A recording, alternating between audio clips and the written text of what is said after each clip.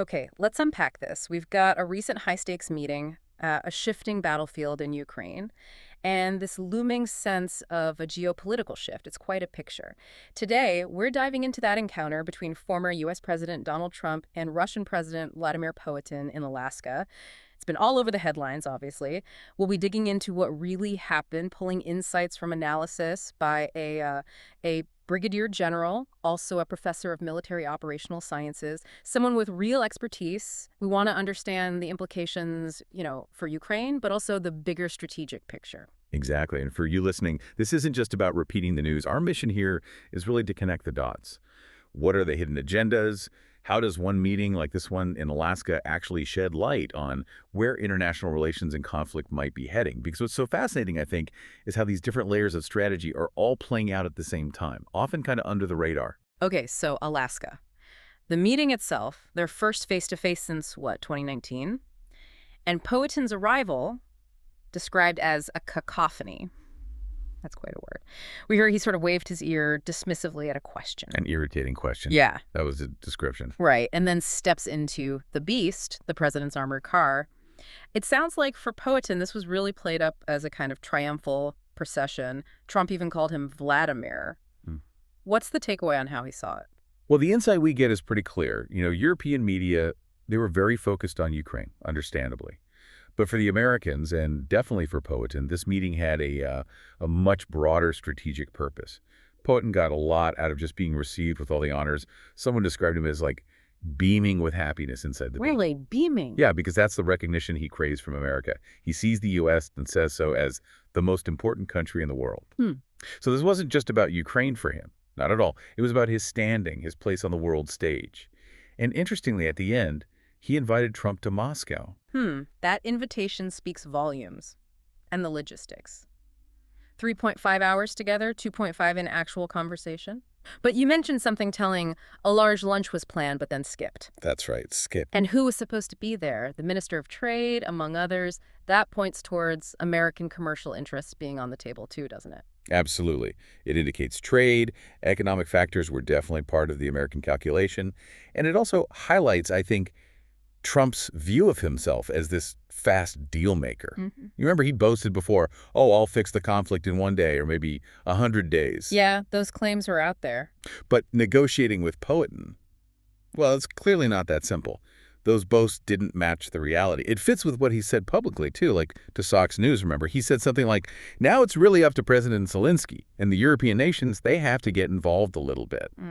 So the meeting didn't produce some instant fix. It showed just how complex these talks really are. So beyond the optics and the deal-making aspect, what's the bigger picture for the U.S.? Why keep this dialogue going with Putin, even when it's difficult? Look, for the Americans, keeping lines open, even difficult ones, connects to a basic idea about conflict avoidance. The thinking is sort of, as long as we meet around the coffee table, well, people might hesitate before doing something drastic, like going to war. So is direct talk a deterrent? That's the underlying question they're grappling with. Plus, you have this long-term American concern, we're talking 20, 25 years, about China overtaking them. The China factor. Yeah. And they see Russia moving closer and closer to China, maybe becoming China's paladin, a strong supporter. Preventing that kind of tight, aggressive China-Russia bloc. That's a major strategic goal behind the scenes. That informs how they deal with Putin. Okay, let's shift from the high-level talks in Alaska down to the ground, to the brutal reality in Ukraine's Donbas region. What exactly were Putin's demands about the border there, based on the analysis? His plan was pretty direct. He wants Luhansk and Donetsk, the whole regions. And that means drawing a new border, which would force Ukraine to give up more territory than they currently hold. He proposed a ceasefire along the existing front line in Zaporizhia and Kherson areas he largely controls anyway. But the real sticking point is the part of Donetsk he doesn't control, especially the key cities there. And one of those key cities is Pokrovsk, right? A city of, 60, 70,000 people? Why is it so important? Exactly. Pokrovsk is crucial. It's a major logistical hub. Roads, railways, they all cross there. It's been fought over heavily for, about a year and a half now, really, since the invasion ramped up in the east. It's vital for supplying the Ukrainian forces in that part of Donbass. We saw reports recently, I think it was AFP, about Russia gaining 10 kilometers in 24 hours back in May, called it their biggest territorial gain. How significant was that gain, really, in the grand scheme of things? It's important to put that in context. Yes, they made gains, that's true. But the overall advance towards Pokrovsk has actually been very slow, very grinding. I mean, think about it. Avdiivka fell back in February 2024. Pokrovsk is still about 30 kilometers away from there, and it's still in Ukrainian hands. So slow progress overall. Very slow. The Russian strategy seemed to be trying to encircle Pokrovsk. They're pushing towards nearby towns like Dobropilya and Kostiantynivka. If they take those, they could cut off Ukrainian supplies to Pokrovsk and then use Pokrovsk as a launchpad to go for bigger cities like Kramatorsk and Sloviansk. We're talking cities over 100,000 people then. So the real question becomes, are these recent gains a sign that Russia is suddenly much stronger, or is it something else? What's the assessment then? The assessment points more towards weakness in the Ukrainian defense being the main reason for those recent Russian gains. Specifically, Ukraine is facing shortages of material, ammunition, but critically, manpower. Now, Russia has its own manpower problems, let's be clear, but they seem to be managing them, perhaps more ruthlessly but effectively in military terms. It's still incredibly bloody out there, thousands dead on both sides. The attrition is just horrific. It's sobering. And the way the war is fought is also changing. The analysis highlighted drones, didn't it? This idea of persistent surveillance. Yes, that's a major evolution. Constant observation. Both sides can see almost everything moving within the first, say, 5 kilometers of the front line. Makes surprise attacks incredibly difficult. And there's this interesting innovation popping up. Drones on wires or cables? Tethered drones. Tethered drones, how does that help? Well, they're much harder to jam electronically. Standard drones rely on wireless signals, which can be disrupted. These tethered ones, they get power and data through the cable. It gives them a more reliable, continuous presence, an eye in the sky that's harder to blind. Interesting. So looking at Ukraine's needs, setting aside the nuclear unthinkable, what would it actually take for them to achieve a conventional breakthrough? Fundamentally, it comes down to a combination: manpower, material, and ammunition. They need significant amounts of all three. But here's the crucial point from the analysis. The West has effectively put a handbrake on its aid. We give them missiles, yes, but mainly short-range ones, not the longer-range systems like certain HIMARS configurations that could theoretically reach deep into Russia, even towards Moscow. And that's because of escalation fears. Exactly. It stems directly from a deep-seated fear of provoking a wider conflict, of escalation. Okay, so the West has this handbrake. Does Russia operate with any similar restraint? Are they holding back in certain ways? Honestly, based on everything we see, and the analysis confirms this, there's absolutely no indication Russia is using a handbrake. None. They attack cities, they target infrastructure, seemingly to pressure the civilian population. They show very little regard for humanitarian law when it gets in the way of their objectives. And what about the weapons the West has supplied? Like the F-16s. They were talked about as potential game changers for a long time. Are they making that difference? Well, the reality is F-16s are probably not going to be flying attack missions deep over Russian territory or right against heavily defended Russian positions. Why? Because Russia still has extremely well-organized air defenses. Within about 70 kilometers of the front line, an F-16 is vulnerable. It can be detected and targeted by missiles very quickly in seconds. Now, maybe an F-35, a more advanced stealth fighter, could handle that environment, but an F-16, it's much tougher.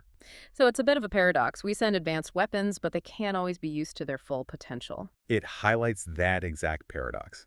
You provide the tech, but the political caution and the enemy's capabilities mean Ukraine often can't fully leverage it. It's like fighting with one hand tied behind their back. The insight here is that war outcomes aren't just about hardware. It's about the willingness to use it, the context, the defenses they face. Actually, right now, Ukraine's biggest need might be more air defense systems, just to protect what they have. And looking ahead, if, say, Trump were to win and pull back support, Europe would be left trying to manage this. But right now, Europe doesn't have the weapon stockpiles. We're largely dependent on buying from the U.S. Yes, there are plans for a European defense industry, but that's a long-term project, not an immediate solution. Which brings us to these future scenarios that strategists are wrestling with. This idea of a potential two-front war keeps coming up in NATO discussions. What does that scenario actually look like? It's a scenario being taken very seriously. The basic outline is this. Imagine China makes a move on Taiwan, maybe around 2027 or 2028. At the same time, you have a Putin who feels strengthened. Maybe his arms industry is churning out even more. Right now, it's said to be outproducing all of NATO combined. Wow, really? Combined? That's the assessment being discussed. So in this scenario, With the U.S. potentially distracted by Taiwan, Putin then decides to move on the Baltic republics, Estonia, Latvia, Lithuania. That sounds incredibly alarming. Is this just, scaremongering to get countries to spend more on defense, like hitting that 2% NATO target? Or is it considered a genuinely real possibility? The assertion is that it's a real scenario planners have to consider. It's not just talk. This was echoed by the new Supreme Allied Commander Europe. When he took office in July, it was one of the first things he highlighted to the U.S. Congress. Now, could there be some rhetoric mixed in to spur action? Possibly. But the underlying possibility is seen as grave enough to warrant serious planning. That timeline, 2027-2028, often links to assessments of when China might feel ready for a Taiwan operation. That could create a window of opportunity or perceived opportunity for Russia. And linking back to the beginning? Exactly. If you connect this daunting scenario back to the bigger picture, it underlines why, for the U.S., maintaining some kind of dialogue with Putin, however uncomfortable, remains important. It's about trying to prevent these worst-case large-scale conflicts. Understanding this wider strategic agenda, even the uncomfortable parts, is really vital to grasp the complexity of what's happening right now. So wrapping this up for you, our listener, what have we seen today? It's this incredibly complex web, isn't it? High-stakes diplomacy in a place like Alaska, the sheer brutality on the ground in Ukraine, and these really quite unsettling possibilities for future global conflicts. This deep dive really shows how interconnected it all is. A handshake in Alaska, the fight for every meter in the Donbass. It's all linked and potentially points toward even bigger flashpoints down the road. And maybe a final thought to leave you with. Think about that delicate balance of interest driving these world leaders. A single meeting, seemingly simple on the surface, could hold the keys to either preventing or, unfortunately, accelerating future wars. And it forces us to ask, what does peace even mean when different sides have such fundamentally different strategic goals? How much are nations, how much are we willing to compromise or concede to potentially avoid something even worse? It's a heavy question.